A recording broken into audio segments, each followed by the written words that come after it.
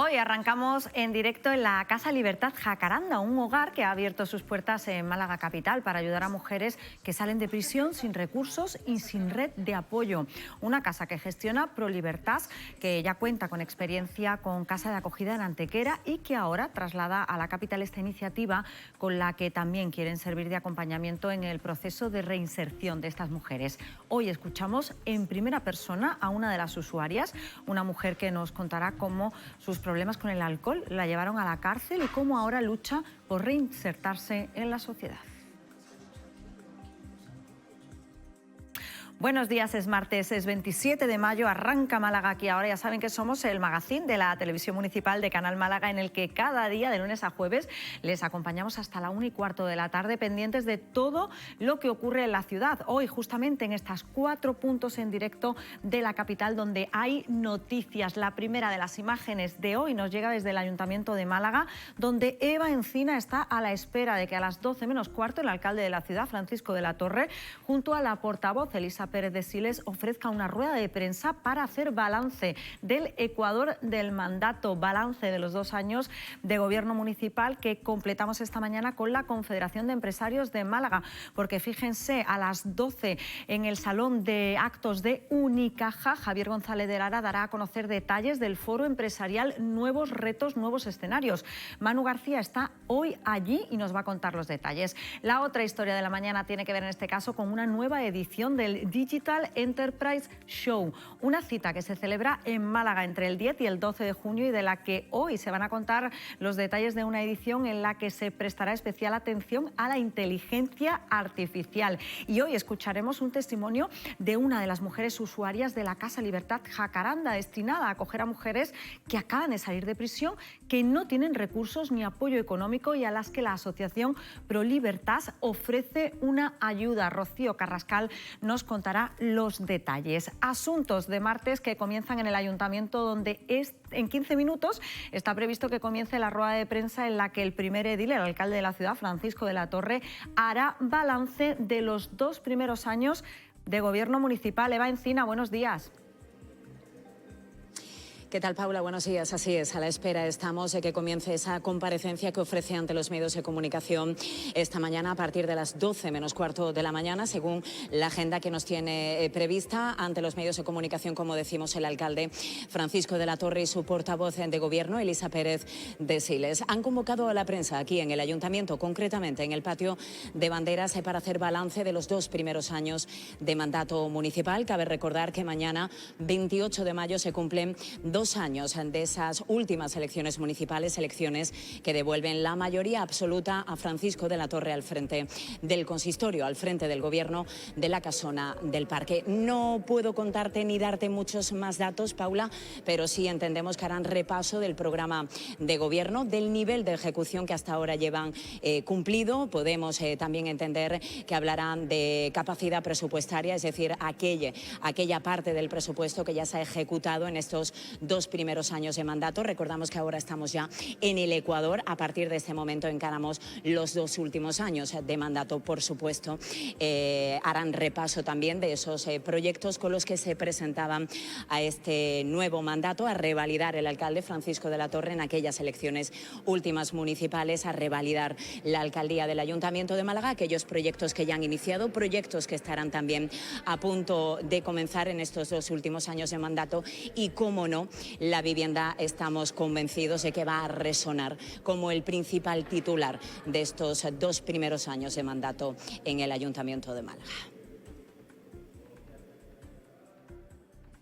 Pues seguro que la vivienda será parte protagonista de esa rueda de prensa, de la que se va a quedar muy pendiente Eva Encina, para luego, a partir de las 2 y de las 6 de la tarde, contarles a ustedes todos los detalles. Balance municipal que coincide en este caso con otra cita, que es la que va a protagonizar el presidente de la Confederación de Empresarios de Málaga, Javier González de Lara, que participa en el foro empresarial Nuevos Retos, Nuevos Escenarios. Pendientes de esta cita informativa está Manu García. Buenos días.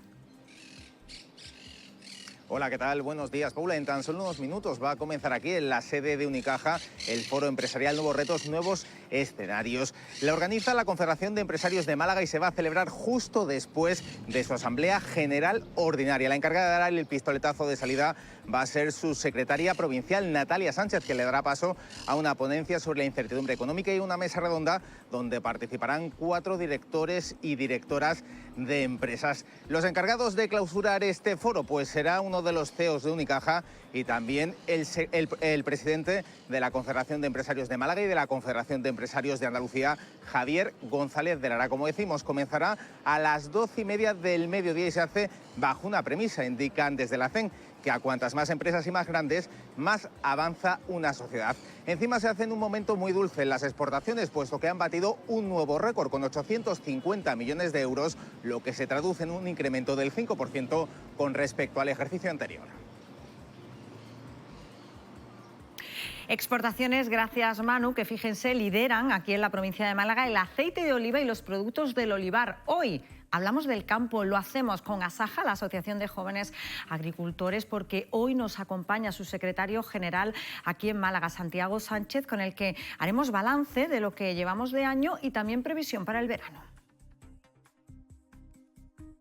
Y hoy les contamos también una historia de superación. La protagoniza una de las mujeres que vive en la Casa Libertad Jacaranda, una iniciativa que acoge a mujeres que acaban de salir de prisión y no cuentan con recursos. Los detalles los tiene Rocío Carrascal. Buenos días.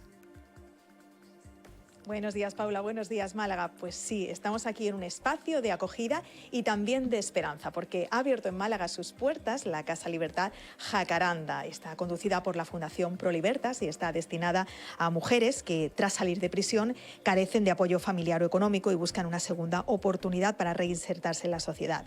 El centro es el primero de este tipo en Málaga y ofrece acompañamiento integral, también formación y un hogar temporal donde poder comenzar de nuevo. Hoy conocemos en primera persona este proyecto. Gracias, Rocío. En un ratito les vamos a contar muchos más detalles y escucharemos también ese testimonio. Antes, una alerta lanzada en este caso por AESBI, la Alianza Española para la Seguridad Vial Infantil.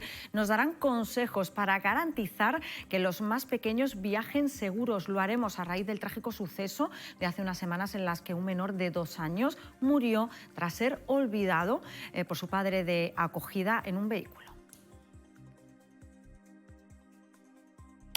Un asunto que les adelantamos en un ratito. Y hoy hablamos de ChatGPT. Lo hacemos a raíz de la alerta lanzada por los expertos que explican los riesgos que pueden tener para la salud mental utilizar la inteligencia artificial como si fuera nuestro psicoterapeuta. Consultas sobre estrés, ansiedad o depresión a ChatGPT se han popularizado, especialmente entre los jóvenes.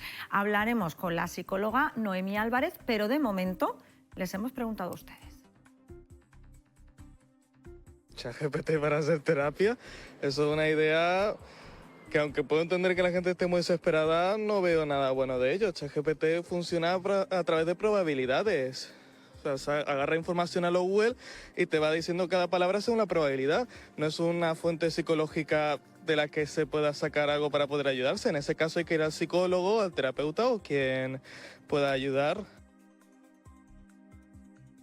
Bueno, en un ratito hablaremos de este asunto. La inteligencia artificial, fíjense, y su uso en las empresas para conseguir el éxito es uno de los argumentos que desarrollará la edición de este año de la Digital Enterprise Show DES 2025, una edición de la que se presentan hoy los detalles en rueda de prensa y que nos cuenta Edu Castillo. Buenos días.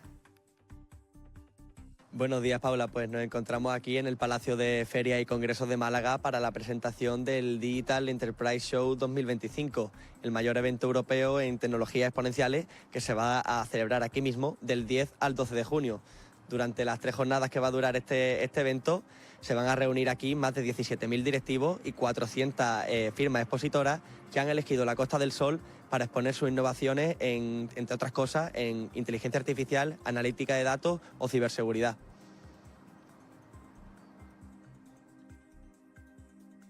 Pues muchas gracias a nuestro compañero Edu. Y de la edición de este año del DES, que se celebrará, como bien ha dicho, entre el 10 y el 12 de junio, a la segunda edición del concurso internacional de piano, que llenará la ciudad del 7 al 15 de junio. 24 pianistas que están entre los más prometedores del mundo estarán aquí, en Málaga.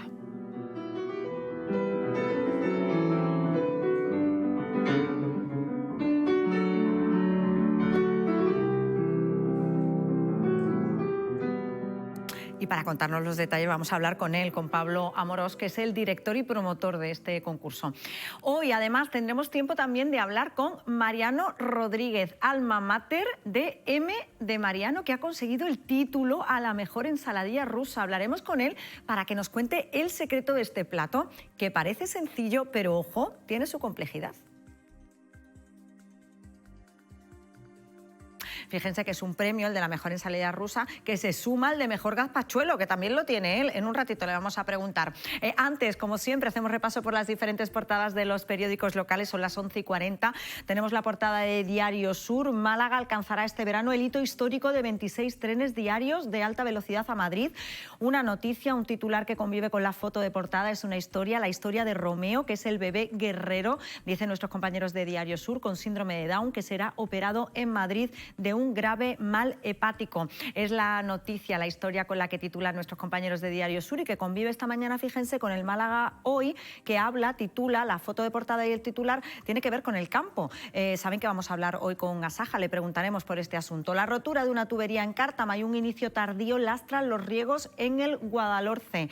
Noticia de portada y foto de portada también para nuestros compañeros del Málaga Hoy. En el caso de La Opinión de Málaga, se hacen una pregunta: ¿hacia dónde se ampliará el metro de Málaga? Esta es la empresa que hará el estudio. Esa es la foto de portada y acompañan también con una noticia que hace referencia a la política. El Partido Popular de Málaga recoge más de 10.000 avales para la reelección de Feijóo como presidente nacional del partido. Son las dos noticias que destacan nuestros compañeros de La Opinión de Málaga, y en este caso en El Español de Málaga tenemos a Bernardo Quintero, que ocupa la fotografía de portada abajo, encima del titular. Bernardo Quintero da un paso al lado en la gestión de Google Málaga y vuelve a la cueva, entre comillas, a cocinar ideas. Una noticia que convive con los promotores. Reclaman a la Administración usar el dinero de los impuestos del ladrillo para construir VPO, Vivienda de Protección Oficial. Son las noticias de nuestros compañeros de la prensa, de las que siempre hacemos repaso y que completamos como cada día con la previsión del tiempo, que hoy viene marcada por cielos poco nubosos o despejados,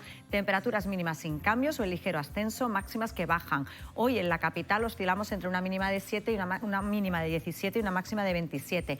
Vientos en general flojos, variables, con brisas en el litoral e intervalos moderados del sureste en el interior por la tarde.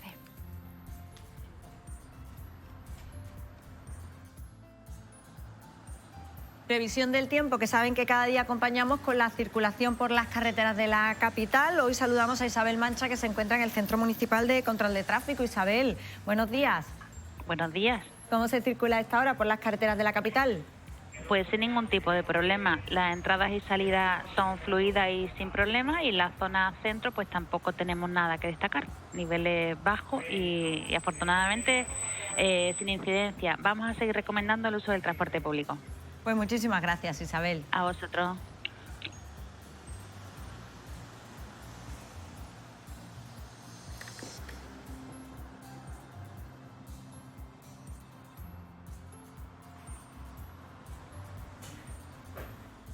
Bueno, pues tiempo y tráfico, que como cada día nos sirve para abrir la mesa de actualidad. Son las 11:43 y saludamos de momento a María José Prados, de Comisiones Obreras. Bienvenida, María José.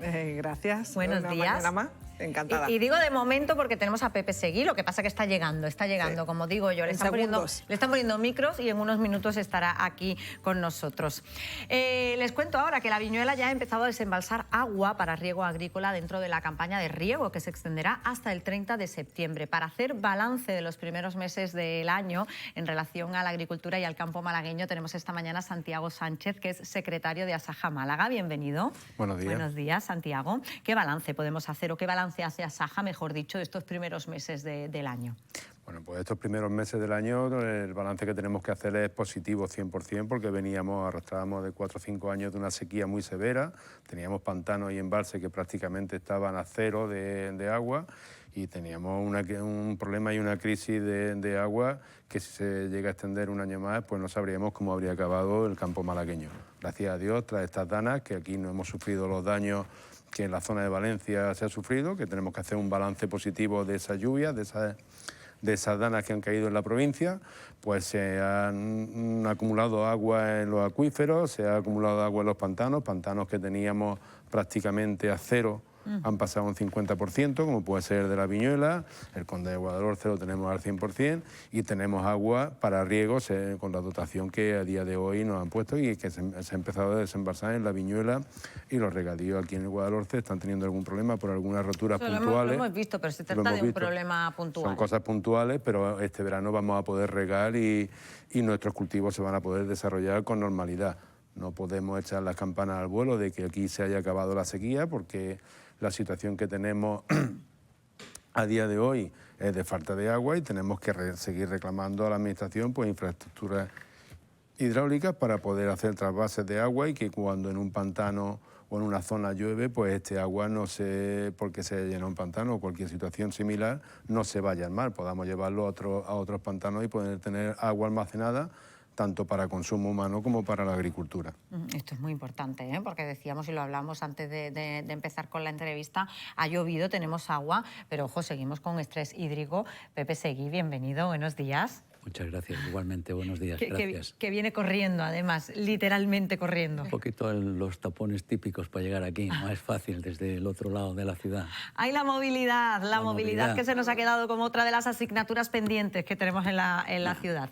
¿Qué pensáis del estrés hídrico? Este año, como bien decía Santiago, no tenemos que quejarnos, no tenemos que preocuparnos, mejor dicho, por el agua, lo tenemos garantizado para los riegos, pero sí que tenemos un problema y un hándicap en la provincia y tenemos que insistir en que se hagan todas esas obras, como bien decía Santiago. Sí, lo comentábamos fuera de micro, pero en cada programa volvemos a hablar del agua porque es súper importante. Hablamos de ese déficit hídrico que tiene la provincia, que bueno, la provincia va a respirar, que la agricultura va a respirar en estos próximos meses, pero no nos podemos relajar. El problema es que tenemos una punta de lanza importantísima con todo lo que tiene que ver con el cambio climático, también con las danas, ¿no? Hablabas de las danas. Afortunadamente nuestra provincia no ha estado afectada, pero en un futuro también, y eso sobre todo la agricultura, la que le las lluvias da de torrenciales, lleno. ¿no? Al final afectan todo lo que hemos tenido cultivos. por ahí, que no sé, en la provincia también ha habido, ¿no? De granizos, eso se carga cualquier cultivo, ¿no? Entonces, es verdad que es un respiro, el campo. Yo que vengo de familia también de agricultura, el campo siempre he escuchado lo mismo, es decir, siempre una tensión constante porque está muy vinculado a toda la situación meteorológica, aparte de que luego podemos hablar sobre el tema del mercado, la regulación, la ley de cadena alimentaria, que eso también tiene mucho que ver con la agricultura, con el bienestar de la agricultura española, ¿no? Hombre, aquí las danas que hemos comentado han venido muy bien, ese el resumen general. Puntualmente sí ha habido daños, aquí tenemos toda la cuenca del Guadalhorce, desde Álora para abajo, ha habido muchos daños y en la zona de la Sarquía, en Belén Málaga y Benamargosa, pues ahí hicieron muchísimo daño las danas. Desde aquí sí tengo que aprovechar el micro que se me pone delante para pedir, porque desde el principio veníamos pidiendo que no solo entrara el municipio de Laurín de la Torre, que entró porque hubo un fallecido, entendemos, pero que municipios como Álora, Cártama, Pizarra, Benamargosa, Belén Málaga y demás han sufrido muchos daños y no han entrado en esos reales decretos 6 y 7 que publicó en su momento el Ministerio, donde esos agricultores y demás explotaciones y empresas que radicaban en estos municipios podían beneficiarse. ¿Qué supone que no se beneficien de estas Pues ayudas? mira, supone que no tienen ayudas directas como para poder tener una ayuda directa al sector agrario de 25 y 42.000 euros para las instalaciones en infraestructura, reducciones fiscales tanto en módulo y demás y exenciones de IBI. Todo eso, el campo malagueño, tan solo el municipio de Laurín de la Torre han podido beneficiarse de esas ayudas. Los demás han sufrido esos daños, al igual que otros municipios, ya digo, no en la misma con la misma gravedad que ha sufrido Valencia, que no lo queremos, por supuesto, pero claro, sí tenemos que decir que aquí a Lorín de la Torre entró, tenemos municipios, 34 municipios de la provincia de Almería que no han sufrido esa gravedad de daños como Valencia, o no hubo fallecidos, como por ejemplo en Lorín de la Torre, y sí entraron y esos agricultores han podido beneficiarse de esas ayudas. Entonces, desde aquí, desde Asaja Málaga, sí reclamamos y seguimos reclamando al Ministerio, aunque posiblemente ya a la altura que estamos será complicado que salga, pero sí hay que romper esa lanza en pro de esta agricultura, porque son agricultores, han tenido daño, han tenido pérdidas en cítricos, han tenido pérdidas en hortícolas, han tenido roturas de vallas, de caminos, han tenido unos gastos adicionales porque ya tenían esa cosecha prácticamente para recogerla, o en aguacate, o en patatas y en invernadero, ahí en la zona de la Sarquía, y no han podido beneficiarse de esa ayuda. O sea, cuando sale algo queremos que sea para todos por igual. Bueno, pues reivindicación hecha también. Teniendo en cuenta que tenemos agua y que en principio estamos tranquilos por ese aspecto, ¿qué previsión tenemos para el verano? Bueno, el campo en general en la provincia de Málaga, la cara, pues como siempre hablamos, ha cambiado mucho de 8 meses atrás a día de hoy. A día de hoy tenemos, si repasamos por sectores, pues el sector ganadero, que en gran parte es extensivo, o la cara malagueña que es intensivo, pues tiene pasto. Ahí sales al campo y ves un campo verde. Entonces hay pasto para esa ganadería. En cuanto a los cultivos, pues si tenemos el olivar, los tropicales o los cítricos aquí en el Guadalhorce, que tienen agua y se pueden beneficiar y no pasamos esta sequía que estamos teniendo. Hay muchas explotaciones o muchos olivareros, por ejemplo, que tienen árboles dañados. El árbol ha sufrido mucho durante estos años de sequía, pero se está recuperando. La situación que tenemos a día de hoy, a inicio de campaña, no a inicio de campaña, a inicio de verano y demás, es que hay una buena floración en general, que hay un cuajado, pero esto tiene que llegar a término, tiene que llegar a recolección. Vamos a pasar por inclemencias meteorológicas en el mes de julio, agosto, de golpes de calor, donde la flor o el fruto del árbol, para amortiguar ese estrés hídrico que pueda tener, pues lo tira al suelo, y hasta que no llegue la recogida, pues si empezamos con el mango en el mes de agosto, septiembre, o la aceituna en octubre, noviembre, diciembre, pues hasta ahí no podemos hablar. O sea, hasta que no se encuentra el producto recogido y en la cooperativa o en el almacén y demás, no podemos echar las campanas al vuelo, y ahí sería el momento de cifrarlo. Pero inicialmente de entrada partimos de una situación buena. Si hablamos de otro sector, los cereales, que prácticamente va a empezar a recogerse ya en el mes de junio, pues ahí sí tenemos que decir que previo a que entre las máquinas en campo, pues hay unas cosechas esperadas buenas, pero el problema que tiene es que el campo somos así, en la agricultura y en la ganadería, la caída de precios en picado que tenemos en el cereal, ¿vale? Está bajando en la lonja, lo estamos viendo, que está bajando día a día, no semana a semana, sino día a día el precio de los cereales, y estamos a precios de hace 20 años. Aunque tengamos una cosecha más o menos que esperamos que sea buena, pues si el precio no acompaña, pues al final la cuenta de resultados del agricultor pues se nos viene abajo. ¿Qué problema tenemos aquí? Pues que como lo que venimos padeciendo en la actividad, en la agricultura y la ganadería, es una crisis de costes, porque no podemos repercutirle esos costes que estamos padeciendo al precio de venta de nuestros productos, de nuestras producciones. Si en la agricultura fuese como cualquier otro sector, pues no sé, en la hostelería, o no sé, una fábrica de tornillos, le subiría cualquier otro sector, no tenemos por qué dar nombre, le suben los costes, los inputs, pues rápidamente el coste de venta te lo sube. En la agricultura, la ganadería, no tenemos esa facilidad de movimiento, y entonces pues hemos sembrado y hemos producido con unos costes muy altos, unos abonos que han subido en los últimos años, se han encarecido un 200 o 300%, unos fitosanitarios igualmente, una mano de obra que viene subiendo, unos costes salariales y demás, que viene subiendo, incrementándose, que lo sufre y lo padece el agricultor o el empresario agrícola, pero que no puede repercutirlo a esos precios de venta. Y en el cereal sí parece ser que va a haber una campaña buena, pero los precios pues están cayendo. Lo que, como he comentado, pues la cuenta de resultados al final se ve muy tocada. Con respecto al año pasado, ¿cuánto han bajado el precio del cereal? El cereal estamos teniendo bajadas pues, de un 30%, un 20, un 30%, está viendo un descenso muy grande. Yo pensaba que no se podía vender por debajo de lo que costaba producirlo. Eso es eso ya lo teníamos superado. La famosa ley de la cadena alimentaria, que por desgracia pues no es operativa. No es operativa y os comento por qué no la vemos operativa. Si hablamos de un olivarero, una cooperativa que se pone a vender ese aceite que han producido sus olivareros, los 4 que estamos aquí en esta mesa. Unos tendrán un olivar tradicional, otros tendrán un olivar intensivo, otros superintensivos tendrán distintas explotaciones. Y cada uno tiene sus costes de producción. O sea, tú no puedes vender por debajo de los costes de producción. ¿De quién de nosotros 4? Claro, porque cada uno tiene sus propios costes, claro. Claro, es que hablamos, por ejemplo, del aceite de oliva, que al final en el mercado, pues la botella o el litro al consumidor o a la empresa que lo compra. Te iba a decir, pero el consumidor sí que le está subiendo. Sí, bueno, por desgracia. Cuando hemos visto que había reducción de cosecha, por ejemplo, en el caso del olivar, el precio del aceite sí que ha subido muchísimo. Sí, el año pasado hemos visto unas situaciones irregulares que no suelen ser, porque hemos visto un precio en un año muy corto en las producciones. En Málaga en particular tuvimos un año muy corto de producción de aceite de oliva y un precio en el mercado bastante elevado, muy elevado. Es una situación anómala que se ha producido. El agricultor ha producido ese aceite con unos costes que veníamos, como hemos comentado antes, altos. Sí, es decir que bueno, pues ha tenido algo más de beneficio, pero no es una situación que podamos echar las campanas al vuelo. Lo que estamos viendo a día de hoy es que el aceite está cayendo en picado. Y que va a seguir cayendo, entendemos, que o por lo menos se va a mantener, ¿no? Esperemos que no siga cayendo el precio de venta del agricultor y que por lo menos cubra los costes y el agricultor, la cuenta de resultados de la explotación pueda seguir siendo rentable. Bueno, yo creo que aquí el tema de la cadena alimentaria es fundamental, porque la agricultura o los agricultores son el último eslabón.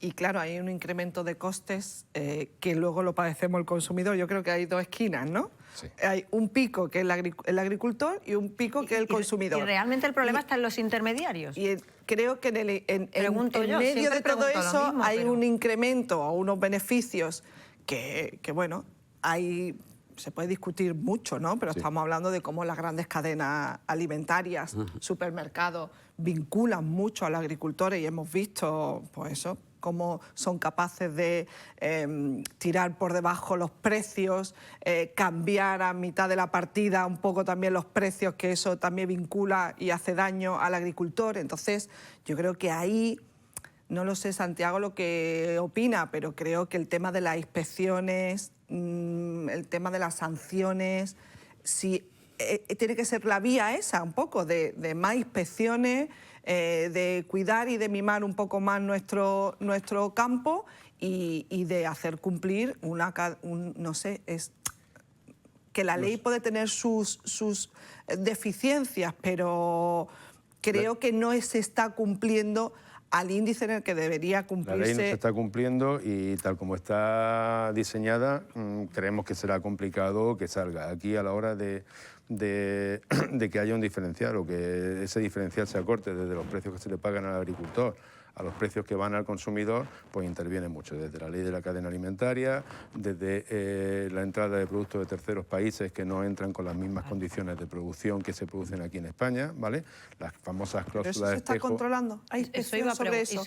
Yo vengo de un pueblo donde conozco el tema y veo, y entran, y hablas con los agricultores, y entran productos. Claro que entran. ¿Hasta qué punto esos productos que están entrando se están vendiendo luego como producto español, pero viene de otros países? Es decir, ahí hay un control de ese tema. ¿Estás viendo inspecciones? Inspecciones en puertos y demás existen, que luego todas esas inspecciones y todos esos controles hay que mirarlos con lupa para poder sacar una conclusión clara, que bueno, eso da para mucho.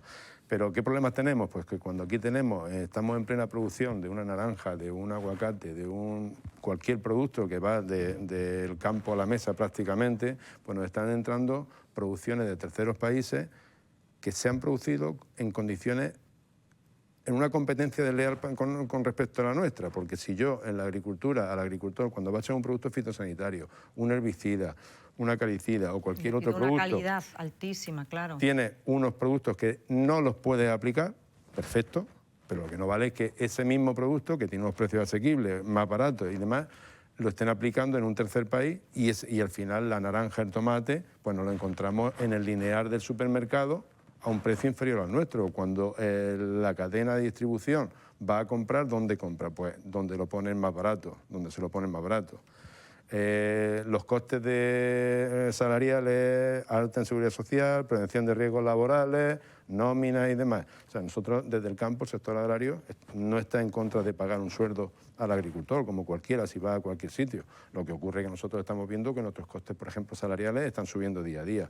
En terceros países, todos sabemos que esos costes salariales no son los mismos, no se contrata con las mismas condiciones, con la misma seguridad laboral que aquí hacemos, con lo cual estamos teniendo una competencia totalmente desleal. Por ejemplo, en el tema de costes salariales, siempre ha dicho, no, está en contra de la subida del salario mínimo. Nosotros no estamos en contra de que se suba, lo que sí estamos, vale, tú puedes subir un salario mínimo y una subida de sueldos en la agricultura, en general, y al final no afecta a la agricultura. Pero sí lo que pedimos es que esos costes salariales que tiene el empresario agrícola, que tiene el agricultor, pues que se nos compense, que no se nos haga una bonificación. O sea, al final que no soportemos ese 100% de los costes. Volvemos a la misma línea que yo planteaba, es decir, al final, pues en este caso hasta el trabajador del campo está todavía más penalizado, porque sabemos que los convenios del campo pues no son unos convenios que tienen unos salarios demasiado altos, al contrario, si asumir el salario mínimo interprofesional supone un coste extra para el campo, es porque los salarios ya de por sí estaban por debajo del salario mínimo interprofesional. No, jamás. Bueno, por debajo. Jamás ha estado, no, y los digo, convenios del campo siempre son... No por debajo, no por debajo del actual, me refiero, por debajo del actual. Sí, bueno, claro, cuando se sube siempre está por debajo del siguiente. Efectivamente, pero me refiero que siempre ha estado en el salario, efectivamente, en el límite del salario. Sí, pero aquí venimos a decir exactamente, decir, ¿dónde se queda el grosso del negocio del campo? Efectivamente, el beneficio del negocio del campo no se queda en manos del agricultor. Eso sí hay que ponerlo encima de la mesa. Tampoco repercute en el trabajador del campo. Claro, se queda en una intermediación. Pues eso es lo que hay que evitar, claro, ¿no? ahí es donde yo creo que hay que intentar regular más. Esa es la regulación. Ahí es donde hay que intentar. Y sobre todo la competencia de terceros países, yo creo que el problema está cuando no hay problema que entre productos. Yo estoy viendo el aguacate. En mi pueblo, que hay mucho, se vende el producto nacional. ¿Qué pasa? Cuando ya el producto nacional se acaba, suele venir, es verdad, aguacate de otro... Eso sin problema. El problema yo creo que es cuando viene, por ejemplo, un tomate que viene de otro país y que se vende aquí como un tomate español y no es un tomate español. Eso ya es engaño. Claro, ¿vale? O sea, si tú el etiquetado de un producto... Eso no debería pasar. Eso no debe pasar. Y eso sí tenemos que... Pero sí tenemos que mirar muy bien al etiquetado cuando vamos al lineal, porque muchas veces te pone envasado en... Claro.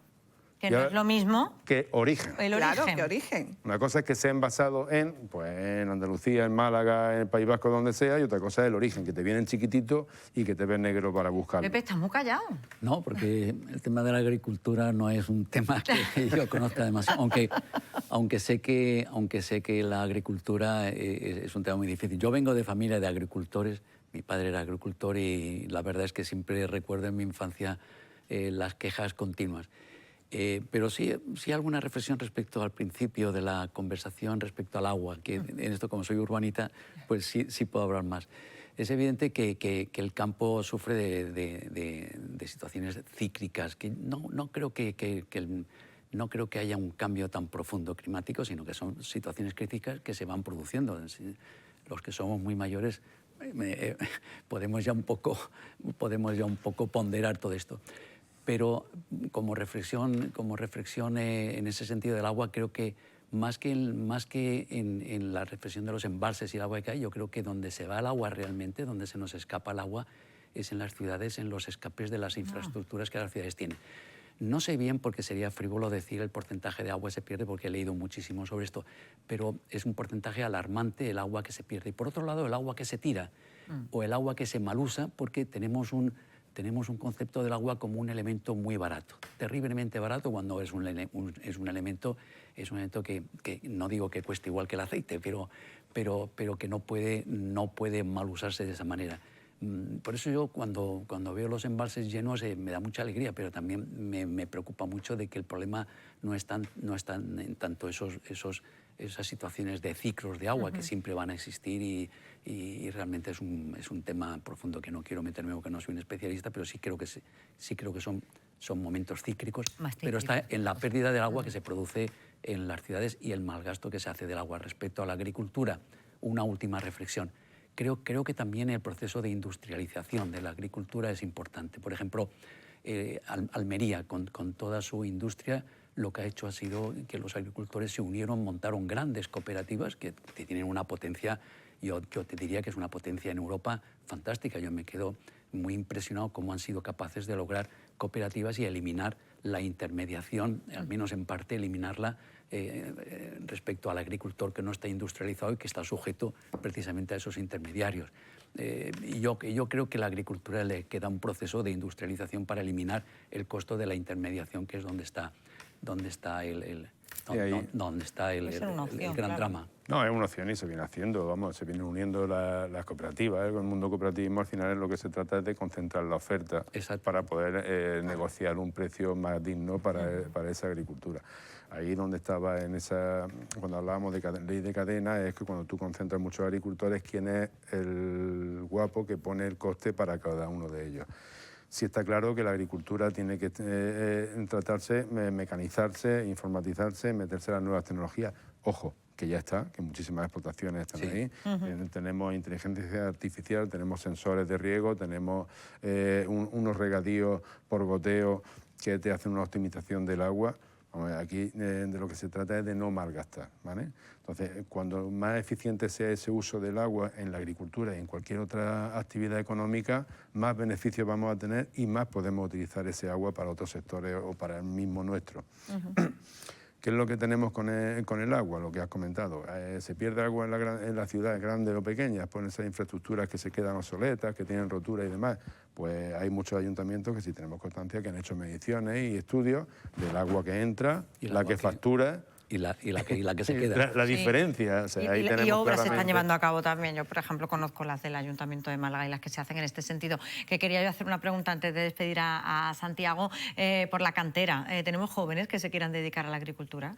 Pues, hombre, no es el relevo generacional en el campo no es algo que se dé en grandes números, pero sí tenemos agricultores y jóvenes que entran con muchas ganas, con mucho impulso, y eso es lo que siempre pedimos, sobre todo a la Administración, que los apoye, que les dé líneas de incorporación, que esas ayudas de modernización y demás, pues se amplíen, y eso siempre cuando estamos en las negociaciones, tanto con la comunidad autónoma como el Estado, como la política agraria comunitaria a nivel general, siempre pedimos que el punto de apoyo sean los jóvenes, porque al final el relevo generacional es lo que va a seguir. Y sí vemos que hay muchos agricultores nuevos que vienen de haber estado estudiando, que ven el campo como una opción más. O sea, un agricultor no deja de ser un empresario, en mayor o menor medida en sus dimensiones, y que se entran con mucho ahínco, muchas ganas, con nuevas tecnologías, sensorizando sus explotaciones, un sistema de riego que desde el móvil lo puedas controlar. O sea, que hay mucha evolución en el campo hecha y que se tiene que hacer, ¿vale? Porque hay agricultores que sí se adaptan a esas nuevas tecnologías y otros pues que no, pero desde Asaja siempre apostamos porque la agricultura se pueda informatizar, se pueda digitalizar y podamos tener unas producciones donde tengamos unos ahorros de insumos y hacer nuestras explotaciones lo más rentable posible. Pues Santiago Sánchez, muchísimas gracias por habernos acompañado esta mañana. Gracias a vosotros por darnos voz con vuestro micrófono. Nosotros seguimos contándoles historias y les adelantaba yo al principio del programa que hoy estamos en directo en la Casa Libertad Jacaranda. Es una casa que se ha creado aquí en Málaga capital para acoger a mujeres que acaban de salir de prisión y necesitan ese apoyo, ese impulso para poder reinsertarse en la sociedad. Allí en esa casa está Rocío Carrascal. Hola de nuevo. Hola de nuevo, Paula. Pues como decíamos, un entorno de acogida y sobre todo de esperanza, y un proyecto precioso, pionero en la capital, que da pues ese impulso que necesitan muchas de las mujeres que han pasado por prisión para volver a recuperar pues su vida normal, a volver a reinsertarse en la sociedad, pero además desde un entorno tan bonito como este que hoy nos ha abierto sus puertas. Vamos a conocer más sobre la Fundación Pro Libertas y sobre esta casa en particular. María Soriano, muy buenos días. Hola, buenos días, ¿qué tal? social. Lo primero de todo, cuéntanos cuál es la tarea de la Fundación ProLibertas y por qué ha elegido Málaga para esta casa. Bueno, pues la Fundación ProLibertas es una entidad social que está creada por la Orden de la Santísima Trinidad. Surge en Antequera en el año 2001, son ya más de 20 años los que llevamos pues acompañando a personas en situación de vulnerabilidad, que es el fin de la misión de la Fundación ProLibertas. Tenemos diferentes delegaciones en Madrid, en Valdepeñas y aquí en Andalucía también diferentes puntos, en Algeciras, Córdoba, en Sevilla, en Antequera. Y bueno, en Málaga era la espinita, ¿no? Teníamos siempre ahí el foco siempre puesto en Málaga. ¿Por qué? Porque trabajamos principalmente trabajamos con personas vulnerables, pero mucho con personas que están en situación de privación de libertad. Y bueno, pues el recurso que tenemos en Antequera acompaña a hombres. Y el trabajar con mujeres pues es una necesidad que desde hace ya muchos años nos demandaban los centros penitenciarios y los CIS. Y aquí en Málaga pues bueno, surge la oportunidad de poder optar a tener esta casa que está en régimen de cesión para poder dedicarla a un fin social, y entonces fue como bueno, pues la oportunidad. Llega el momento de movernos también a Málaga y de dar respuesta a las necesidades que las mujeres privadas de libertad pues tenían por aquí en la provincia. Porque cuando una mujer que ha tenido una dificultad en su vida, que le ha hecho terminar en prisión, sale y por fin llega aquí, cuando intenta volver a su vida normal, a intentar retomar ese contacto con la sociedad, ¿qué es lo que se encuentra? ¿Cuáles son sus principales problemas? Bueno, pues los principales problemas, hoy día pues tenemos una situación en el entorno de la vivienda, es muy complicado poder acceder a una vivienda, a un alquiler, y además pues necesitas un sitio donde estar mientras que accedes a un puesto de trabajo, mientras que estás ahorrando unos ingresos para poder acceder a la vivienda, necesitas un sitio donde estar. Y más aún si vienes de un entorno donde has estado tanto tiempo privada de libertad, necesitas que alguien te acompañe en ese proceso y en esa búsqueda de nuevas oportunidades. Un proceso muy importante y además, bueno, pues que un acompañamiento que se hace muy de cerca por parte de la Fundación. Sí, efectivamente. Nosotros trabajamos mediante itinerarios personalizados de inserción. Los objetivos que vamos trabajando profesionalmente con las personas que acompañan y que viven en nuestros recursos, pues vamos marcando objetivos en función de las necesidades que cada persona presenta. Y bueno, pues entonces la acogida que realizamos son poquitas plazas en cada recurso, porque cada persona es un mundo, viene con una trayectoria personal diferente, con una problemática diferente, se van marcando unos objetivos personales diferentes. Entonces necesitamos de ese acompañamiento personalizado.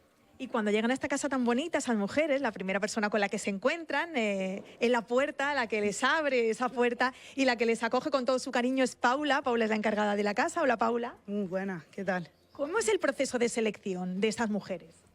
Pues bueno, nosotros desde que entramos a la prisión, lo primero que hacemos es a través también de los padres trinitarios, los capellanes de prisión, colaboración con voluntarios de la pastoral, lo que intentamos es eso, que entre todos nos vayamos coordinando y que ellos nos vayan diciendo también de personas que no tienen apoyo fuera, que no tienen recursos cuando salgan de prisión.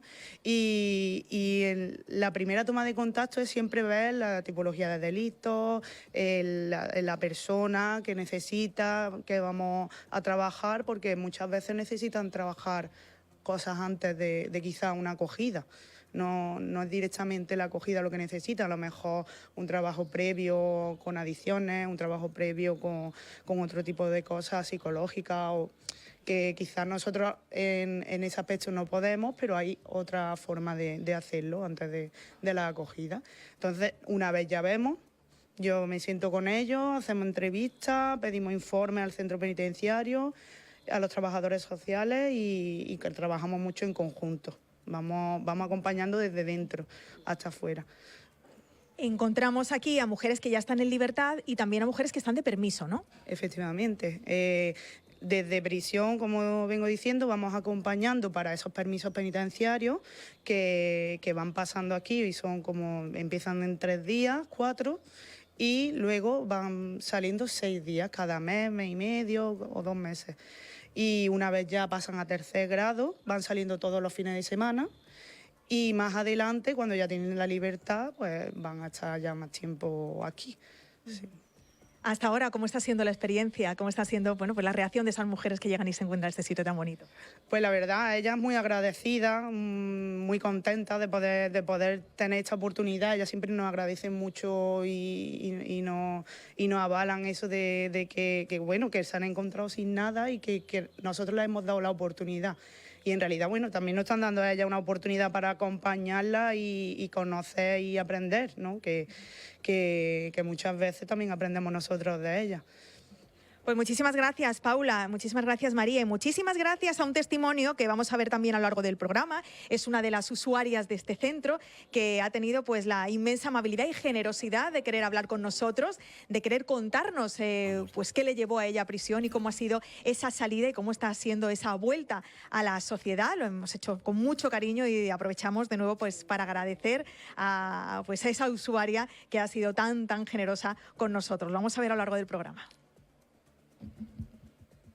Pues muchísimas gracias a nuestra compañera Rocío. Efectivamente, en un ratito veremos el testimonio de esa usuaria que ha sido, como bien decía, muy generosa y ha querido hablar con nosotros. Será en un ratito, porque antes les voy a contar que sí importante es la seguridad vial en general, especialmente la que atañe a los más pequeños, a nuestros niños. Concienciar sobre esto es la principal misión de la Alianza Española para la Seguridad Vial Infantil, AESVI, que en los últimos días ha venido llamando la atención sobre el peligro que supone la mezcla coche al sol y altas temperaturas que se alcanzan dentro de los vehículos. Hoy nos hacemos eco de esta alerta y lo hacemos con Joan Forrelat, que es el secretario general de AESVI. Buenas tardes, bienvenido. Hola, buenas tardes.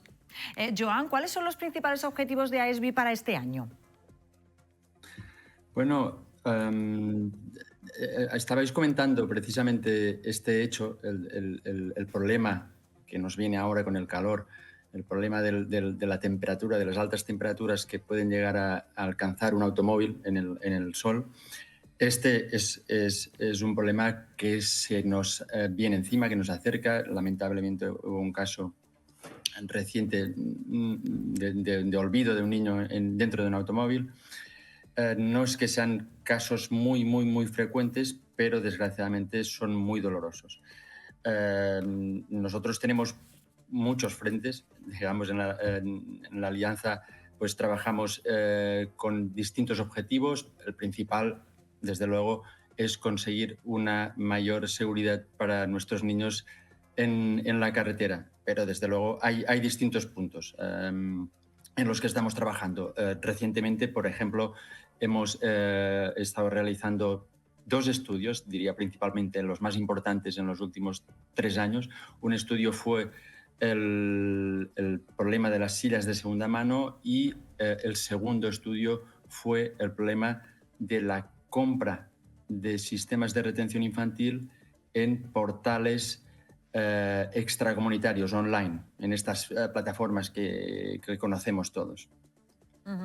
En un minuto le preguntaré, sobre todo por los resultados de ambos estudios, muy interesantes, pero bueno, centrándonos en principio a lo que ha hecho referencia a las altas temperaturas que se alcanzan en los vehículos, veía entre la información que nos mandaba cómo puede subir, en qué poco tiempo sube la temperatura dentro de un vehículo que se encuentra al sol, y de ahí un poco, por ese poco espacio de tiempo, lo importante que es poner mucha atención en que pues eso, no cometamos un olvido de estas características, que es verdad que hace pocos días vimos uno, pero también es verdad que se repiten, desgraciadamente, pues prácticamente todos los veranos, Joan. Sí. Lo que decías, ¿no?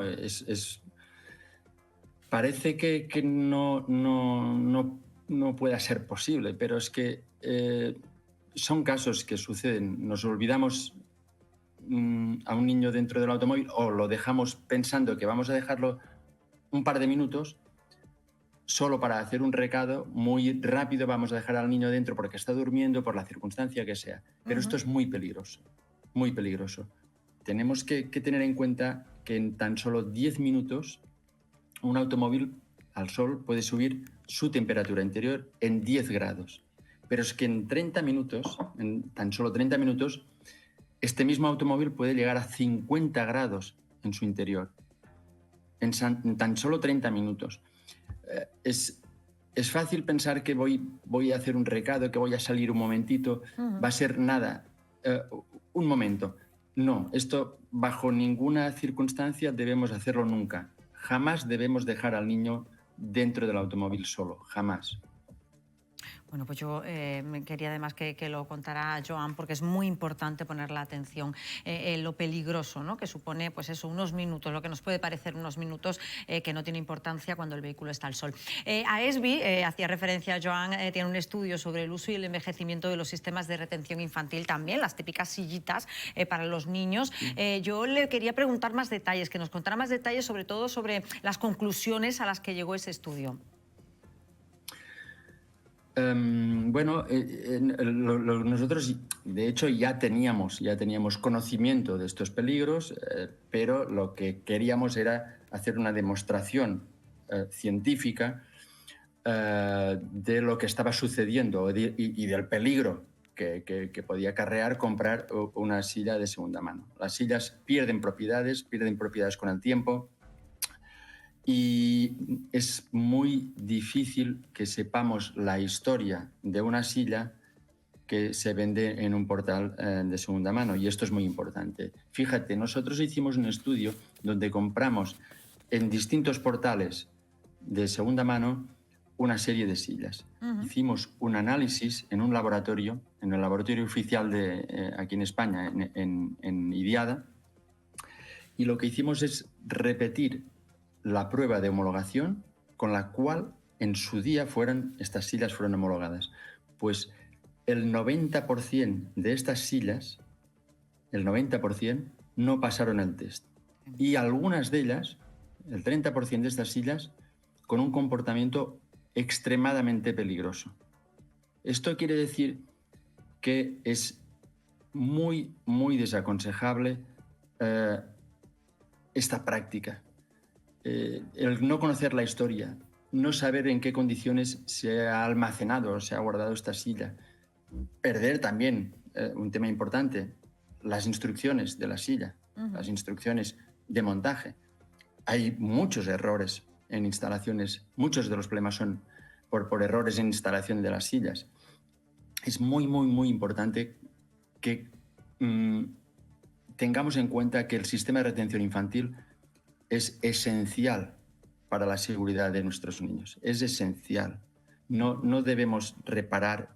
Es muy peligrosa la práctica de comprar una sillita que ha sido usada y que no sabemos cómo ha sido tratada, o incluso si ha tenido previamente algún accidente. Tenéis que tener en cuenta que una silla que ha tenido un accidente, según el reglamento, debe ser retirada del mercado y sustituida por una nueva. Su función pierde funciones fácilmente una silla después de un accidente, y depende de la severidad de este accidente, pues las pierde todas, evidentemente. Y en definitiva, que nosotros, nuestro consejo final es no usar bajo ninguna circunstancia una silla de segunda mano, jamás.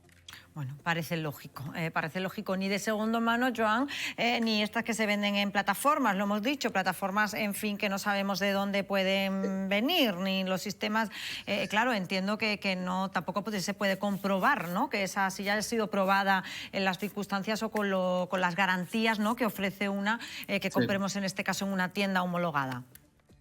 Totalmente. Este es otro problema, es otro problema distinto, porque no sé si es más grave o no es más grave. En todo caso, también es de las prácticas que desaconsejamos y que de todas debemos huir, y es la compra de sillas en estos portales extracomunitarios. ¿Qué pasa con esto? ¿Con qué nos hemos encontrado? Nos hemos encontrado que en Europa tenemos una regulación muy severa. Está muy bien, porque las sillas homologadas en Europa realmente son de las sillas más seguras, diría, del mundo. La regulación europea es más severa que la regulación americana, por ejemplo, o que la australiana. Desde luego, de las más severas del mundo. Pero, ¿qué nos pasa cuando compramos una silla en un portal extracomunitario, en estos portales online? Pues que es muy atractivo, porque al final encontramos unos precios muy atractivos. Nosotros no culpabilizamos para nada a las familias, porque al final las familias actúan de buena fe y dicen, oye, quizá esta silla para el coche de los abuelos. Buscan el mejor precio, claro, al final también. Si tienen que comprar 2 o 3 sillas, pues hay que también entender, ¿eh? que valen muy caras. Claro. Hay que entender esto, hay que empatizar con esta situación. Pero ¿qué pasa? Que estas familias no son conscientes del peligro, no son conscientes de que aquello que están comprando no pasa la regulación europea en la mayoría de los casos. Son sillas que compramos, entran en Europa, y lo que nos hemos encontrado en este estudio es que ninguna de estas sillas que nosotros compramos, ninguna de ellas pasaron por ningún control aduanero. Este es un gran problema. Quiere decir que sin tener la regulación, sin tener la homologación adecuada, pasaron y entraron en nuestro país sin ningún control aduanero. Entran en grandes contenedores con gran variedad de productos y estas sillas pasan desapercibidas por los controles aduaneros. Entonces, ¿nosotros qué hicimos? Hicimos una compra random, una compra aleatoria de sillas de sistemas de retención infantil anunciados en estos portales. Hicimos también una prueba en un laboratorio, simplemente haciendo una de las pruebas que manda el reglamento, que es un test dinámico, es un choque. Sabéis que se hacen estos choques con estos muñecos pequeñitos que llamamos dummies. Y en este caso, el 100% de las sillas no cumplían con la homologación europea. El 100%. En fin, que no cumplía ninguna. Ninguna de las que nosotros compramos. Y que no pasara el test, el 80%. Y tres de ellas con un peligro extremado, peligro de muerte. Quiere decir que hubiera salido el niño proyectado hacia afuera. Bueno, pues es importante que lo demos a conocer, Joan. Yo creo que es muy importante que se den a conocer todos estos resultados, sobre todo para que las familias las tengan en cuenta, ¿no? A la hora de adquirir una sillita para viajar, para que el pequeño y el niño pueda viajar en el vehículo. Joan, muchísimas gracias por habernos acompañado esta mañana. Gracias a vosotros. Bueno, fundamental.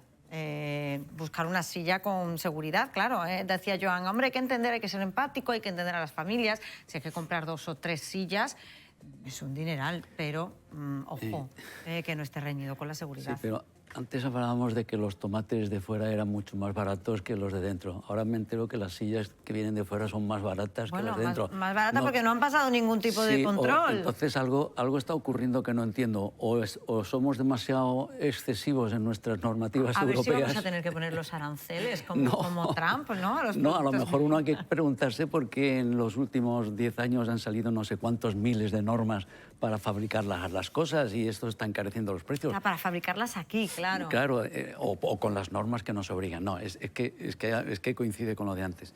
Bueno, y con lo de la silla, la verdad es que lo que más me preocupa es el descuido de ese padre que más... Ay, qué pena, por Dios. Esto no tiene nada que ver con la silla, pero estas cosas menos mal que no son aisladas, pero da una pena enorme, ¿no?